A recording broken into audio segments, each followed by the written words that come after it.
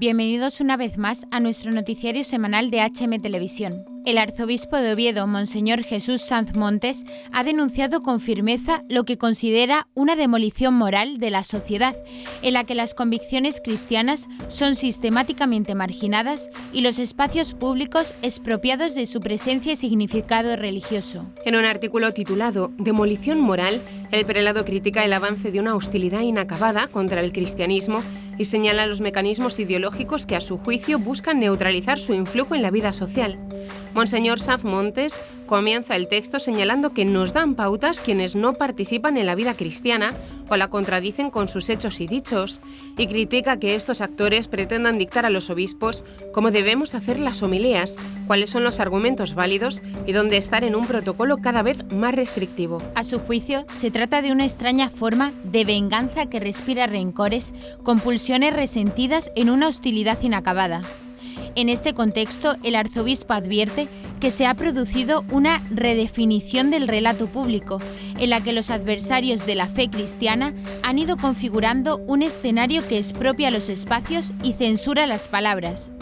Así, se sustituye la libertad de expresión por una versión excluyente de lo que se puede pensar, decir y vivir, donde las palabras se tornan sospechosas, los gestos se consideran ofensivos, las presencias cristianas se desautorizan. Don Jesús denuncia que esta exclusión no se limita al plano simbólico o cultural, sino que se manifiesta también en el ámbito legal. Se promulgan leyes que cercenan los derechos, coartan ideológicamente las libertades e imponen una uniformidad secularista, afirma. Este nuevo totalitarismo blando, según el prelado, disimula su carácter autoritario con una aparente defensa de los derechos, cuando en realidad busca inmovilizar nuestras presencias y cancelar lo que somos y representamos. Ante este panorama, el arzobispo de Oviedo propone una respuesta cristiana que no pase por el resentimiento o el victimismo, sino por la fidelidad a la verdad del Evangelio. No ha habido herida en la que no hayamos puesto el bálsamo del consuelo y el amor que las curaba. Escribe rechazando la idea de que la Iglesia haya sido una fuente de división o exclusión. Por el contrario, defiende que cada lágrima ha sido enjugada con ternura, cada sonrisa brindada, cada pregunta amada y respondida, cada oscuridad encendida y abrazada. En un tono pastoral, Sanz Montes recuerda que la misión de los cristianos no es imponer su fe, sino proponer con convicción y belleza, en el nombre de Dios mismo, nuestro amigo caminante junto al dolor humano. Y añade, somos los únicos que no nos quedamos en el diagnóstico, ni nos sentamos en la bancada de la queja. Hemos sido el único pueblo que ha ofrecido consuelo donde no lo había. En la parte final de su reflexión, el arzobispo enfatiza la necesidad de volver a escuchar la palabra de Dios para aprender de su sabiduría, ya que lo que Dios nos dice no es un saber teórico, sino un modo de vivir y de amar. Invita así a los cristianos a resistir con firmeza a quienes desde sus púlpitos ideológicos o sus nuevos altares sin cruz promueven formas de neobarbarie, tribalismos, subyugaciones y dictaduras disfrazadas de libertad. Es la batalla en la que estamos hoy, concluye el arzobispo. Los perdedores pueden ser de papel al denigrarnos con calumnias y falacias, o leyes que cercenan derechos, pero la victoria será siempre de la verdad que nos hace libres. Comenzaremos con las noticias de interés internacional. Tierra Santa, un fragmento de Coelet, podría datar del siglo III a.C. China, el Papa nombra a un obispo auxiliar procedente de la iglesia clandestina. Mozambique, más de 100 fieles reciben el sacramento de la confirmación. Irlanda, récord de bautizos adultos en Dublín. Pasaremos después a las noticias nacionales. 60 años de ayuda a la iglesia necesitada en España. Transforma 2025, la gran cita de evangelización. Inscripciones para la Semana Española de Misionología de Burgos. Y por último comentaremos algunas de las noticias más destacadas de la Santa Sede. El Papa León XIV recibe al secretario general de la ONU. Se restablece la imposición del palio en la solemnidad de San Pedro y San Pablo. Nuevo ciclo de catequesis sobre las curaciones. Una combinación de datación por radiocarbono y análisis paleográfico mediante inteligencia artificial ha permitido reevaluar la antigüedad de varios manuscritos del Qumrán. Entre ellos, un fragmento del libro de Coelet podría ser considerablemente más antiguo de lo que se creía hasta ahora. La investigación ha deparado resultados sorprendentes gracias al trabajo de un equipo dirigido por el especialista en Antiguo Testamento y Judaísmo Mladen Popovic, de la Universidad de Groninga. El grupo ha analizado 2 fragmentos hallados en Qumrán, el 4Q114 con un pasaje del libro de Daniel y el 4Q109 que contiene palabras del libro de Coelet. La novedad del estudio reside en una combinación de 2 técnicas, la conocida datación por radiocarbono y un innovador análisis paleográfico realizado mediante inteligencia artificial. Esta herramienta ha sido entrenada con 24 textos antiguos de datación conocida, lo que ha permitido una identificación más precisa de las características escriturarias.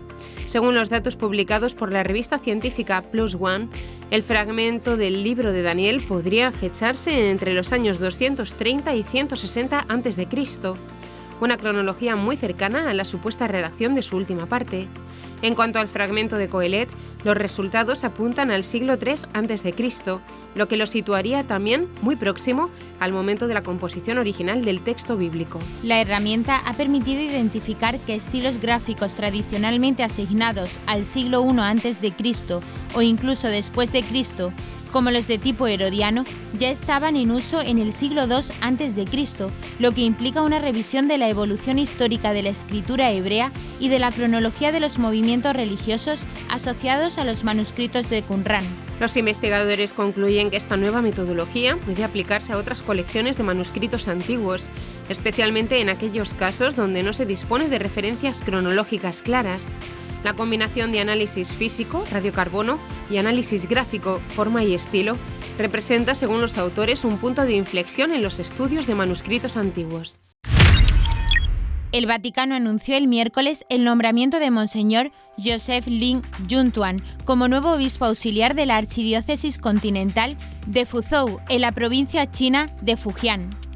El Papa León XIV firmó el nombramiento el pasado 5 de junio, aunque la publicación oficial se ha hecho coincidir con su aceptación por parte del gobierno chino el 11 de junio. Este gesto supone un cambio significativo en el patrón de designaciones episcopales contemplado en el acuerdo entre la Santa Sede y China.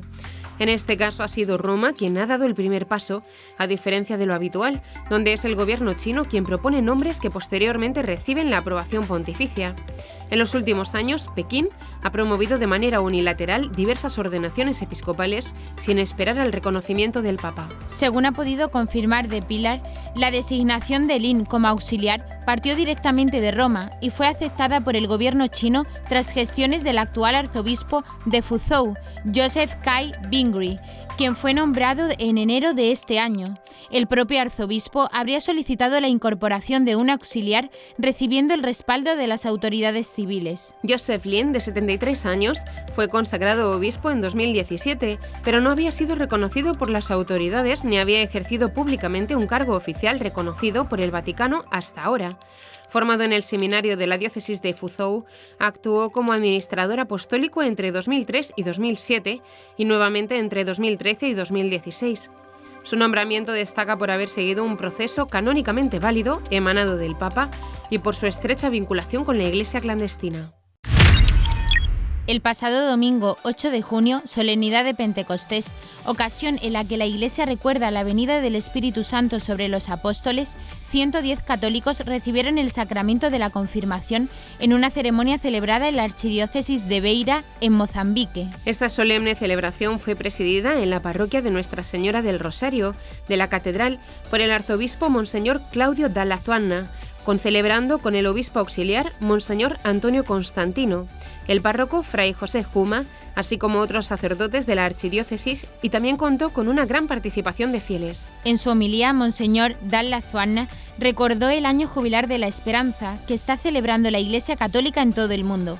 Aprovechó la ocasión para asegurar que este año de gracia y de renovación de la vida cristiana es una acción del Espíritu Santo, y sin este mismo Espíritu, la Iglesia sería una mera organización y la liturgia un teatro. Dirigiéndose a los que iban a ser confirmados, el arzobispo de Beira destacó que a través del sacramento de la confirmación, Dios está construyendo su Iglesia y que es un don concedido a cada uno de los que son confirmados. El prelado aprovechó también la ocasión para pedir la colaboración de los confirmados y exhortarles a no abandonar la Iglesia. La diócesis de Dublín, en Irlanda, tiene 1,6 millones de habitantes, de los que un 66% serían católicos. Desde esta Pascua tiene algunos más. 70 adultos se bautizaron en la vigilia pascual de 2025 en la diócesis, el número más grande de bautizos de adultos que se recuerde. Hace 20 años, Dublín tenía 1,1 millones de habitantes y un 90% eran católicos, según cifras de la Iglesia. Un gran bajón se dio de 2016 a 2020, pero en Irlanda, como en otros países, hay signos de que la fe va ganando interés entre algunos adultos jóvenes. La cifra de adultos que se bautiza tiene que ver con varios factores. Uno es la inmigración, porque muchos catecúmenos adultos han llegado de otros países. Otro es que muchos adultos jóvenes se encuentran en un proceso de búsqueda espiritual. El tercero es que la diócesis ha mejorado su oferta de catequistas para adultos. Según Patricia Carol, directora de la Oficina de Misión y Ministerio de la Archidiócesis, los hijos de algunos padres que no quisieron transmitir los sacramentos ahora vienen buscándolos por su cuenta. En nuestra diócesis, nuestros equipos juveniles y pastorales se han centrado mucho en la formación de catequistas. Esto significa que están aumentando los lugares donde se puede recibir catequesis. Para la diócesis, ofrecer catequistas es ahora más intencional. Así, en mayo, 52 laicos más recibieron sus certificados de catequistas tras hacer el curso correspondiente. La sección española de la Fundación Pontificia Ayuda a la Iglesia Necesitada, ACN por sus siglas en inglés, celebra 60 años de presencia en España con la campaña Motivos sobran, tu ayuda falta, y con la vista puesta en el Jubileo de la Redención en el año 2033. Impulsado por el sacerdote mercedario Alfonso López Quintas, el entonces llamado Centro Nacional Español de Ayuda a la Iglesia Perseguida, echó a andar en 1965 tras conocer al padre Berenfried van Straten, fundador de la iniciativa que con el paso de los años se convirtió en una asociación dependiente de la Santa Sede, Juan Pablo II en 1983 y luego una fundación pontificia por Benedicto XVI en 2011. El programa de actos de celebración de este aniversario incluyó numerosas Eucaristías de acción de gracias y la peregrinación a Roma con motivo del Jubileo de los Mártires, que coincidió con el periodo de sede vacante tras la muerte del Papa Francisco y la celebración del cónclave en el que resultó elegido León XIV. De entre los benefactores, José María Garrido, director de ACN España, que se incorporó a la fundación recientemente, destaca el ejemplo de un sacerdote de Madrid que ha decidido legar en vida todos sus bienes a la fundación. Nos ha cedido incluso los fondos, que los estamos custodiando, y de vez en cuando viene para poder retirar algo de dinero para sus gastos mensuales. Entre los que se han presentado para ayudar en esta campaña de 60 aniversario se encuentra Rosa Collado y Ramón Tejada, un matrimonio de Madrid. En un vídeo promocional, Rosa explica que se siente parte de la Iglesia, motivo por el cual no puede ser indiferente ante lo que le sucede a los que viven persecución. No me puede dar lo mismo, lo que les sucede a ellos me sucede a mí también. El encuentro Transforma se ha convertido en la principal cita de evangelizadores a nivel de España, con obispos, ponentes, responsables de evangelización, párrocos y líderes laicos de todo el país y también de otros países. En 2025 el encuentro Transforma se celebrará de nuevo en Alicante, donde ya se celebró en 2023, del 2 al 5 de octubre. El tema de este año es ¿qué hacemos con los primeros brotes? En el Transforma 2024, en junio del año pasado, se habló mucho de los primeros brotes que ya se ven allí donde se aplican métodos de nueva evangelización y se transforma la parroquia para que sea capaz de sostener ese esfuerzo, acoger a cristianos avivados o conversos y animar a todos a ser verdaderos discípulos misioneros. Alicante, diócesis anfitriona del encuentro, va a cumplir 4 años de un proceso intenso de transformación pastoral. En junio de 2024, el sacerdote responsable de la Vicaría de Evangelización en Alicante, Miguel Ángel Cerezo, explicó la experiencia de su diócesis. Empezó con 2 frases que le ayudaron en su juventud y ve aplicables. Lo importante es querer caminar, de la canción de Kairoi.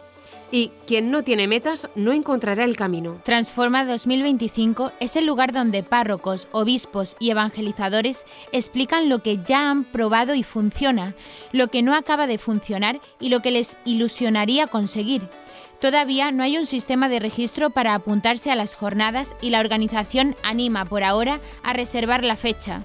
Convocan, como en años anteriores, la asociación Nunc Coepi, la iniciativa Pastores Gregis Christi y la red Parroquias Renovadas. Con el lema Misioneros de la Esperanza, del 1 al 4 de julio tendrá lugar la Semana Española de Misionología de Burgos. Se trata del foro de reflexión misionera con más tradición de Europa, que este año llega a su 77 edición. La Semana Española de Misionología de Burgos lleva celebrándose desde 1947, marcando el devenir misionero de la Iglesia española y afrontando los temas más importantes que rodean la misión y sus fundamentos. Todo ello muy unido siempre a la reflexión sobre la actualidad de la Iglesia. De ahí su reflexión sobre el año jubilar bajo la perspectiva de la misión.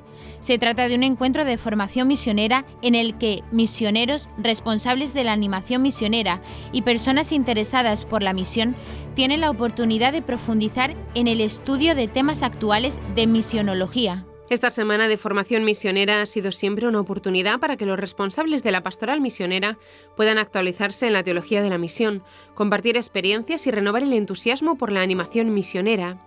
La semana de este año articula el Misioneros de la Esperanza del lema en 3 secciones, uno por cada jornada completa de la misma: palabras de esperanza, caminos de esperanza y anclados en la esperanza. En la mañana de este miércoles, el Papa León XIV recibió en audiencia en el estudio del Aula Pablo VI del Vaticano al secretario general de la Organización de las Naciones Unidas, ONU, Antonio Guterres. Guterres se reunió posteriormente con el cardenal Pietro Parolin, secretario de Estado de la Santa Sede, y con Monseñor Paul Richard Gallagher, secretario para las relaciones con los Estados y las organizaciones internacionales. Aunque el Vaticano no ofreció detalles sobre el encuentro privado con el pontífice, indicó que durante el coloquio con la Secretaría de Estado se expresó el apoyo de la Santa Sede al compromiso de las Naciones Unidas a favor de la paz en el mundo. También se abordaron algunos procesos en curso y las próximas cumbres organizadas por las Naciones Unidas, así como las dificultades que enfrenta la organización para afrontar ciertas crisis actuales en el mundo. En el transcurso de la conversación también se trataron algunas situaciones específicas de conflicto e inestabilidad. El domingo 29 de junio de 2025, en la solemnidad de los santos Pedro y Pablo, su santidad el Papa León XIV presidirá la celebración eucarística en la Basílica de San Pedro del Vaticano a las 9:30. Durante la misa, el Santo Padre impondrá personalmente el palio a los nuevos arzobispos metropolitanos. Se recupera así una de las tradiciones litúrgicas más emblemáticas de la comunión entre los sucesores de los apóstoles y el obispo de Roma. El palio es una banda circular de lana blanca con 6 cruces negras, 2 tiras colgantes, una al frente y otra en la espalda, y pequeños clavos de seda negra que evocan los clavos de la Pasión. Se lleva sobre los hombros del arzobispo metropolitano durante las celebraciones litúrgicas solemnes y constituye un signo visible de su comunión jerárquica con el Papa y de su autoridad pastoral sobre la provincia eclesiástica que le ha sido encomendada. Confeccionado con la lana de corderos bendecidos en la fiesta de Santa Inés, 21 de enero, el palio remite simbólicamente a la figura del buen pastor que carga a la oveja sobre sus hombros y a la vez evoca el yugo suave y la carga ligera del Evangelio. Desde hace siglos, el palio se bendice en Roma el 29 de junio, fiesta de los santos apóstoles Pedro y Pablo, considerados columnas de la Iglesia Universal. En tiempos modernos, especialmente desde el pontificado de San Juan Pablo II, el rito litúrgico fue asumido por el mismo Papa durante la misa solemne en la Basílica de San Pedro. Este rito no solo reviste un alto contenido simbólico, sino también una dimensión colegial y eclesial. Representa la unidad de los obispos en torno al sucesor de Pedro, especialmente de aquellos que, como los metropolitanos, tienen a su cargo otras diócesis sufragáneas. El Santo Padre comenzó este miércoles un nuevo ciclo de catequesis sobre las curaciones que realizó Jesús e invitó a los católicos a presentar ante el corazón de Cristo las partes más doloridas o frágiles, o aquellos lugares de la vida en los que se sienten paralizados y bloqueados. El Papa León XIV reflexionó durante la audiencia general sobre la esperanza cristiana, una de las 3 virtudes teologales junto con la fe y la caridad, y señaló que incluso cuando nos sentimos perdidos, no hay ningún grito que Dios no escuche, siempre, incluso cuando no somos conscientes de dirigirnos a Él. Afirmó el pontífice que para apoyar esta idea analizó el pasaje de la sanación de Bartimeo, descrito en el Evangelio de San Marcos como un hombre ciego y mendigo que se encontró con Jesús a la salida de Jericó. Según señaló, este relato ayuda a comprender que nunca hay que abandonar la esperanza, incluso cuando nos sentimos perdidos.